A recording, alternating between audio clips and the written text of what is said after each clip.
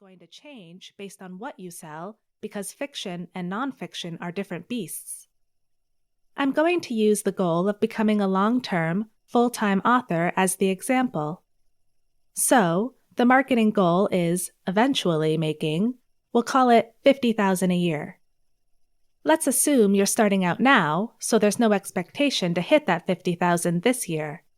But let's assume you want to do it in 3 years. That means you'll need to scale up.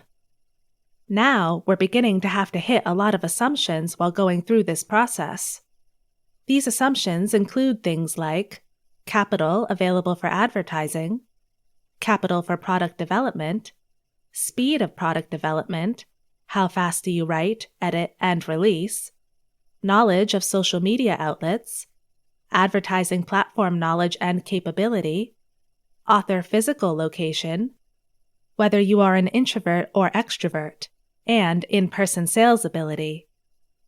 Whatever your situation may be with respect to the above points, you should be setting your marketing goals in a clear, trackable format for at least 3 years out. That might get longer if you write 1 book a year. This plan might be a 20-year plan.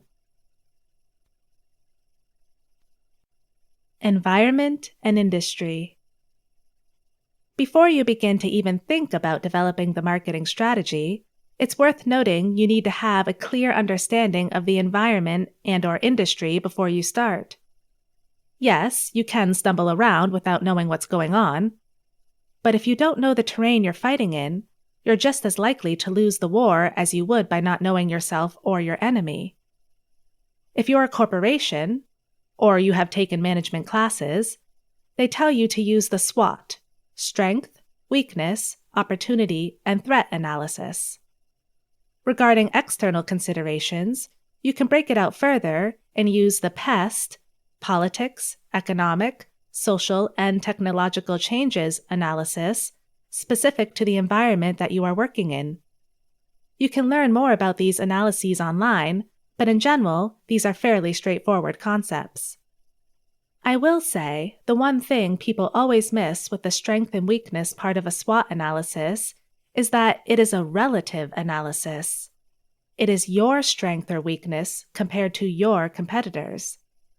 In our case, it doesn't matter if you are a good writer, unless you are, by far, the best writer in your specific niche. And that's something to consider. How big do you want to make this analysis? If you are doing right-to-market work, you need to analyze the whole industry. If you are a dedicated sci-fi or fantasy writer, maybe you only need to concern yourself with those writers. And even then, maybe it's best to look closer within your niche, such as at indie authors only, or indie authors who have published in the last year. What you want to do is make this useful. Putting together this analysis will help guide you to develop your marketing plan, whose goal, in our case, is to make money. So, reviewing the entire market might make no sense unless you're planning to skip between genres and the like.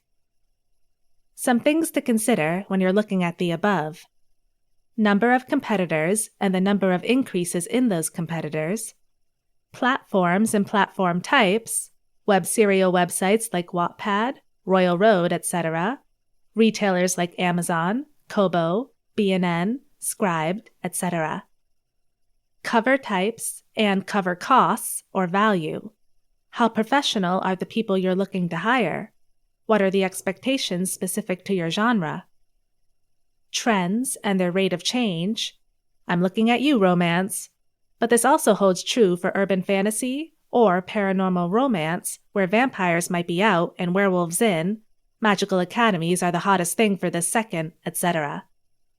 Competitor pricing. Writing competency, generic tropes, tropes in demand, book length, basically the product analysis of competitors. News outlets and social media hubs. For example, Lit RPG is really focused on a few Facebook groups and Reddit. There's not much in terms of reviews. Epic Fantasy has a large number of dedicated blogs and reviewers that can help get the word out, etc.